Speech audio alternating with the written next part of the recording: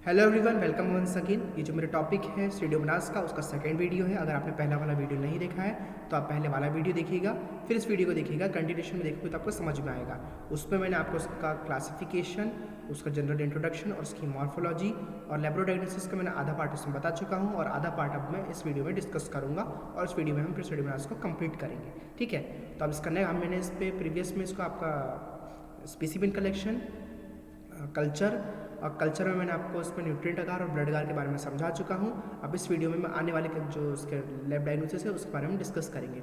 अब ये तीसरा पॉइंट है इसका, मैकोंकी आकार। कॉलोनीज आर पेल और कलरलेस ऑन कलेक्टोस फर्मेंटर्स। इसकी जो कॉलोनी है पेल और कलरलेस दिखती है क्योंकि ये क्या होता है, नॉन लैक्टोस फर्मेंटर होता है ये, यानी लैक्टोस का फर्मेंटेशन नहीं करता है। NLF कॉलोनीज शो करता है मैकोंकी आकार में ये। ठीक है, cetrimide agar, cetrimide agar it is a selective medium for Pseudomonas aeruginosa, और एक सिलेक्टिव मीडियम होता है स्यूडोमोनास अरिगनोसा के लिए सेट्रीमाइड आगार। Peptone water it forms a turbidity with a surface pellicle. Peptone water में क्या दिखता है, सरफेस के पेलिकल पे क्या दिखता है, हल्का सा धुंधलापन दिखता है। जहाँ पे पानी भरा रहता है ना उसके सरफेस पे, जैसे कि ग्लास पानी भरा है तो जहाँ पे पानी भरा है उसके सरफेस के पेलिकल पे इसमें टर्बिडिटी नजर आती है। Pseudomonas being a strict aerobe tends to collect at the surface for more oxygen, hence forming surface pellicle. और क्यों ऐसा ये बनाता है, क्योंकि स्यूडोमोनास कहता है बीइंग अ स्ट्रिक्ट एनारोब। क्या होता है, एक स्ट्रिक्ट एनारोब होता है, यानी कि ऐसा बैक्टीरिया जो कि ऑक्सीजन के साथ ही जिंदा रहता है, ऑक्सीजन के बिना नहीं जिंदा रह सकता। तो इसलिए क्या करता है, सांस लेने के लिए ऊपर आ जाता है, पेलिकल पे ऊपर आ जाता है ट्यूब में जहाँ पे पेप्टोन वाटर भरा रहता है, ऊपर सरफेस पे आकर क्या करता है, ये सांस लेता है और इसलिए क्या होता है, उस पेलिकल वहाँ पे पेलिकल बनता है और टर्बिडिटी फॉर्मेशन होता है। ये देखो मैकोंकी आगार में इस तरीके की NLF कॉलोनी देता है ये, और ये सेट्रीमाइट आगार है, इस तरीके की कॉलोनी इसमें दिखा देती है सेट्रीमाइट आगार में। इस तरह की कॉलोनी हम देख लेते हैं स्यूडोमोनास अरिगनोसा की। पिगमेंट प्रोडक्शन, ये पिगमेंट भी प्रोडक्शन करता है और इसके पिगमेंट प्रोडक्शन से क्या करते हैं, इसको आइडेंटिफाई कर पाते हैं कि ये बैक्टीरिया ये है। तो जो इसकी अरिगनोसा स्पीसीज से कई तरीके की पिगमेंट प्रोड्यूस करती है बेटा। PS aeruginosa produces a number of pigments which diffuse to surrounding medium. ये जो इसकी PS अरिगनोसा है बहुत ज़्यादा नंबर में, संख्या में पिगमेंट प्रोड्यूस करता है जो कि इसके सराउंडिंग में, इसके इर्द गिर्द वातावरण में ये घुल मिल जाता है। दिस पिगमेंट्स आर, ऐसे पिगमेंट्स होते हैं जिसको बोलते हैं, एक पहला सबसे नंबर पहला जो पिगमेंट है वो है पायोयानिन। पायोयानिन क्या होता है, it is a bluish green phenazine pigment soluble in chloroform and water. क्या है ये, एक ब्लूइश ग्रीन फिनाइजीन पिगमेंट होता है, सॉल्युबल होता है क्लोरोफॉर्म में और वाटर में। It is not produced by other species of the genus, और इस जीनस की अदर स्पीसीज जो है, स्यूडोमोनास की जो अदर स्पीसीज है वो ये पिगमेंट प्रोड्यूस नहीं कर सकती। ये पिगमेंट सिर्फ स्यूडोमोनास अरिगनोसा प्रोड्यूस कर रहा है ना, हम अरिगनोसा की बात कर रहे हैं, हम स्यूडोमोनास की अदर स्पीसीज की बात नहीं कर रहे हैं। ठीक है, hence it is diagnostic of Pseudomonas aeruginosa, और ये क्या है, एक डायग्नोस्टिक फीचर है स्यूडोमोनास अरिगनोसा को पहचानने के लिए। फ्लोरेसिन या पायोवर्डिन, ये पिगमेंट भी प्रोड्यूस करता है ये। It is greenish yellow pigment, एक ग्रीनिश येलो पिगमेंट होता है, सॉल्युबल इन क्लोरोफॉर्म, यानी क्लोरोफॉर्म में ये सॉल्युबल नहीं हो पाता, घुल नहीं पाता, बट सॉल्युबल इन वाटर पर वाटर में घुल सकता है ये। It may be produced by many other species also, पर ये जो पिगमेंट है इसकी अदर स्पीसीज भी प्रोड्यूस कर सकती है स्यूडोमोनास की। और पायोयासिन जो पिगमेंट है ये पायोयानिन पिगमेंट, ये सिर्फ स्यूडोमोनास अरिगनोसा ही प्रोड्यूस करता है। Pyorubin, it is the reddish brown pigment that is insoluble in chloroform but soluble in water. ये एक ऐसा रेडिश पिगमेंट है जो कि इनसॉल्युबल होता है।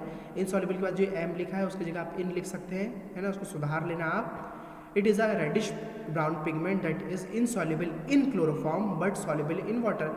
इनसॉल्युबल होता है क्लोरोफॉर्म में बट सॉल्युबल होता है वाटर के अंदर, है ना। कभी कभी लिखने में कुछ हल्का सा स्लाइट मिस्टेक हो जाता है। पायोमेलानिन, पायोमेलानिन भी एक पिगमेंट होता है जो स्यूडोमोनास के द्वारा प्रोड्यूस होता है। It is a brown to black pigment, एक ब्राउन से ब्लैक पिगमेंट होता है, and is chemically unrelated to melanin, और एक केमिकली अनरिलेटेड रहता है, यानी अलग रहता है, मेलानिन से अलग पिगमेंट होता है ना। पायोमेलानिन मेलानिन का पिगमेंट का एक टाइप नहीं होता, ये अलग होता है, केमिकली अलग होता है ना, तो इसको मेलानिन नहीं समझ लेना। इट्स प्रोडक्शन इज़ अनकॉमन, और इसका जो प्रोडक्शन होता है अनकॉमन होता है, यानी सामान्य प्रोडक्शन इसका नहीं होता है ना। अब आते हैं हम ग्राम स्टेनिंग एंड मोटिलिटी पे। पिगमेंट समझ में आ गया आपको, इस बार आप लिख सकते हैं एग्जाम्स में। They are gram negative bacilli and are actively motile. ये क्या होता है, एक ग्राम नेगेटिव बेसिलाई होता है और एक्टिवली मोटाइल होता है, यानी कि ये मूवमेंट कर सकता है और इसकी मोटिलिटी संभव है। इस तरीके से आप देख रहे हो, ये स्लाइड में नज़र आता है। ये ग्राम नेगेटिव बेसिलाई है, कितने सारे दिख रहे हैं इसमें स्लाइड में, और नेगेटिव का कलर पिंकिश रेड कलर का दिखता है। Biochemical reactions. Pseudomonas aeruginosa derives energy from carbohydrates by oxidative breakdown rather than a fermentative metabolism। ये क्या करता है, एरिगनोसा जो किसी स्पीसीज है Pseudomonas की, वो एनर्जी प्राप्त करता है, ड्राइव करता है फ्रॉम कार्बोहाइड्रेट्स। कहाँ से, कार्बोहाइड्रेट्स में बाय ऑक्सीडेटिव ब्रेकडाउन। उसका ऑक्सीडेटिव ब्रेकडाउन करके यह क्या करता है, कार्बोहाइड्रेट्स में से एनर्जी लेता है, रेदर देन फर्मेंटेटिव मेटाबॉलिज्म। ये फर्मेंटेटिव नेचर नहीं होता इसका नेचर होता है ऑक्सीडेटिव नेचर, ठीक है। Special OF medium of Hugh and Leifson's must be used to find out oxidative metabolism. और स्पेशल जो ओएफ मीडियम है इसका, जिसमें कि ह्यूग्स एंड लिप्सन्स जो मीडियम है, हम इसको यूज़ करते हैं इसका ऑक्सीडेटिव मेटाबॉलिज्म को पता लगाने के लिए। It utilises only glucose oxidatively with acid production. और ये क्या करता है, सिर्फ ग्लूकोज को ही यूटिलाइज करता है ऑक्सीडेट करके, किसके द्वारा, एसिड के प्रोडक्शन के द्वारा ये ऑक्सीडेट करता है ग्लूकोज को, और उसको फिर यूटिलाइजेशन करता है, उसको यूज कंज्यूम करता है as a energy source. Lactose and maltose are not utilized. और लैक्टोज और माल्टोज को ये यूज कंजप्शन इसका नहीं करता है। All strains of Pseudomonas aeruginosa are oxidase positive and utilize citrate as the sole source of carbon. और ये क्या करता है, Pseudomonas aeruginosa की जो अधिकतर जितनी भी स्ट्रेस है ये ऑक्सीडेज पॉजिटिव होती हैं, यूटिलाइज करती हैं, यूज़ करती हैं किसको, साइट्रेट को as a sole source of carbon. Carbon की साइट्रेट को यूटिलाइज करती है, क्या है इसका, कार्बन का एक सोल सोर्स होता है ये। They are catalyst positive and indole MrVp and H2S negative. ये क्या होता है, कैटलिस्ट पॉजिटिव होता है, MrVp एंड H2S नेगेटिव होता है। They reduce nitrates to nitrites and further to gaseous nitrogen. ये क्या करता है, रिड्यूस करता है नाइट्रेट्स को नाइट्राइट्स में, और आगे चल के क्या करता है, ये गैशियस नाइट्रोजन भी प्रोड्यूस करता है। क्या करता है, ये नाइट्रेट्स को नाइट्राइट में कन्वर्ट करता है और आगे चल के गैशियस नाइट्रोजन भी प्रोड्यूस करता है, ठीक है। Arginine dihydrolase test is positive. और इसका जो अर्जिनिन डाइहाइड्रोलेज टेस्ट है वो भी पॉजिटिव आता है Pseudomonas का। ये देखो biochemical test of Pseudomonas aeruginosa के बायोकेमिकल टेस्ट इस तरीके के, TSI, urea, citrate, SIM, LIA, nitrate, है ना, MR और VP, ये सारी इमेजेस है। इस तरीके का ये बायोकेमिकल्स टेस्ट में नज़र आता है। और ये बायोकेमिकल बॉटल्स हैं सब, इनमें हम टेस्ट लगाते हैं। और ये कलर चेंजेस, इसका इंडिकेटर मीडियम है, जैसे कलर चेंज करेगा, जैसे कलर देगा, उस तरीके का हम इसका आइडेंटिफिकेशन करेंगे, ठीक है। तो ये रहे आपके बायोकेमिकल टेस्ट फॉर Pseudomonas। अब लास्ट है हमारा टाइपिंग मेथड और antibiotic sensitivity test. Typing method क्या है, pyocin typing is the most commonly used method. Pyocin typing जो है इसकी मोस्ट कॉमनली यूज्ड मेथड है। It is mainly used for epidemiological studies. और ये के लिए मेनली बेस्ड है एपिडेमियोलॉजिकल स्टडीज़, यानी कि किसी पर्टिकुलर क्षेत्र में इन्फेक्शन होना, वहाँ पे महामारी फैलना किसी पर्टिकुलर एरिया में, वो एपिडेमियोलॉजिकल स्टडीज़ में आता है। तो वैसे ही अगर ऐसी जगहों पे जहाँ पे कि Pseudomonas से ही ज़्यादा इन्फेक्शन हो रहा है पर्टिकुलर एरिया में, तो उस एरिया की स्टडीज़ करने के लिए हम पायोसिन टाइपिंग मेथड करते हैं।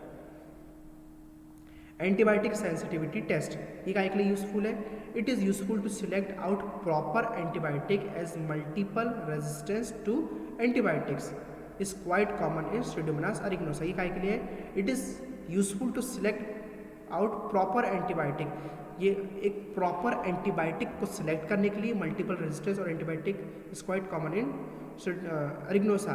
और जो इसका मल्टीपल रेजिस्टेंस होता है एंटीबायोटिक का, यानी कि सिंपल सा फंडा मैं आपको इमेज से समझाता हूँ।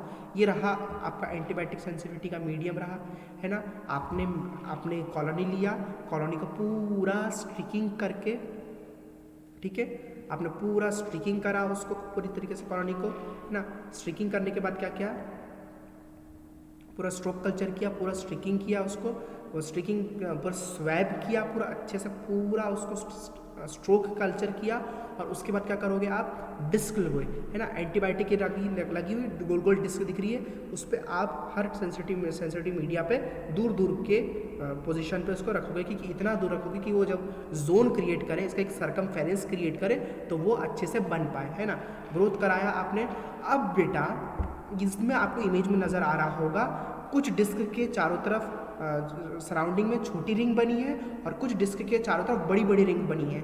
बड़ी रिंग यानी बड़ा जोन बनना, बड़ा जोन ऑफ सरकमफेरेंस बनना यानी ज़्यादा एंटीबायोटिक असर कर रही है बैक्टीरिया पे, है ना। और कम जोन बनना यानी कम असर कर रही है, और कम असर कर रही है यानी कि रेजिस्टेंट है इसके लिए, ये रेजिस्टेंट यानी कि लिए ये एंटीबायोटिक अब इस बैक्टीरिया पे असर नहीं करेगी। और अगर आप डॉक्टर इसको पेशेंट को स्यूडोमोनास का इन्फेक्शन हुआ है और वही घिसी-पिटी मेडिसिन दे रहा है, हम सोचते हैं यार ये ठीक क्यों नहीं हो रहा, ठीक क्यों नहीं हो रहा, ये डॉक्टर का इलाज सही नहीं है। ऐसा नहीं है, डॉक्टर को पता नहीं कि भाई ये एंटीबायोटिक जो आप खा रहे हो इससे आप रेजिस्टेंट हो चुके हो। तो अगर आप आपका एंटीबायोटिक सेंसिटिविटी टेस्ट लगाते हो और फिर वो जब वो रिपोर्ट बन के आती है तो जब वो जोन ऑफ जो उसका इनिबिशन है, कितना वो रोक रहा है, कितना उसको खा रहा है, इनगल्फ कर रहा है उतने एरिया को, उसके अकॉर्डिंग क्या होता है फिर सही इलाज होता है। तो कभी आपको इस तरीके का सीवियर बैक्टीरियल इन्फेक्शन हो तो आपका एंटीबायोटिक्स टेस्ट आप ज़रूर लगवाएं, जिससे क्या हो एक पर्टिकुलर आइडिया हो जाए कि भाई कौन सी जो दवाई है हम पे ज़्यादा असरदार है, तो आप जल्दी भी क्योर हो पाएंगे, ठीक है। तो एंटीबायोटिक्स टेस्ट लगाने का यही माध्यम होता है, पता लगाने का कि कौन सी एंटीबायोटिक ज़्यादा अच्छे से असर कर रही है और कौन सी एंटीबायोटिक कम असर कर रही है। और स्यूडोमोनास के केस में मोस्टली जो एंटीबायोटिक होती है, अधिकतर एंटीबायोटिक रेजिस्टेंट होती है। क्यों होती है? क्योंकि क्या है, नोज़ोकोमियल हॉस्पिटल एक्वायर्ड इन्फेक्शन कॉज करता है, और हॉस्पिटल में क्योंकि ये आसेप्टिक कंडीशन में पूरे समय रहता है और उसके आसेप्टिक कंडीशन में रहने से वो उसके रेजिस्टेंट हो जाता है, इसलिए क्या होती है सब एंटीबायोटिक्स भी क्या होती है उसको असर नहीं कर पाती है, ठीक है। क्योंकि पहले ही वो ऐसे प्रेशर में एक टॉलरेट करने वाले माहौल में रह रहा है जहाँ पे उसको चारों तरफ से खतरा है, और वहाँ पे उसने क्या बना लिया, अपना घर बना लिया है, वहाँ पे अच्छे से रह सकता है, तो फिर वो एंटीबायोटिक भी उसको असर नहीं करेगी ऐसी कंडीशन में। इसलिए क्या होती है मोस्टली स्ट्रेस उसको असर नहीं करती है। एंटीबायोटिक सेंसिटिव टेस्ट इस तरीके से दिखता है। तो यहाँ जो हमारा टॉपिक है स्यूडोमोनास को लेकर यहाँ पे कंप्लीट होता है इन 2 लेक्चर्स में। आई होप आपको समझ में आया होगा। थोड़ा बहुत बोरिंग हो सकता है क्योंकि थ्योरी ज़्यादा पोर्शन जब हो जाता है तो थोड़ा बहुत बोरिंग लगता है, पर हमको तो हमारा काम निकालना है ना, नोट्स बनाने हैं, एग्जाम में पास होना है। तो कुछ भी अगर आपको चीज़ें समझ में नहीं आई होगी तो आप मुझे थोड़ा बहुत पूछ सकते हैं, कुछ पर्टिकुलर टॉपिक या पॉइंट में मैं आपको ज़रूर बताऊंगा, ठीक है। कुछ पर्टिकुलर टॉपिक और पॉइंट मैं आपको बताऊंगा तो आप उससे अच्छे से समझ लेना, मतलब क्लियर कर दूंगा आपको कि यार ये चीज़ समझ में नहीं आई है। पूरा अगर आप चैप्टर पूछोगे सर हमको पूरा स्यूडोमोनास समझ में नहीं आया तो फिर उसमें आपके लिए कुछ मदद नहीं कर सकता, ठीक है। और आपको भी मेहनत करनी है, समझनी है सारी चीज़ों को। वीडियो में समझ में आया हो तो कमेंट सेक्शन में ज़रूर बताइए कि समझ में आया है, नहीं आया तो वो भी बताइए कि क्यों नहीं आया, है ना। तो शायद मैं कुछ इसमें इम्प्रूवमेंट ला पाऊँ, है ना। So thank you so much for watching.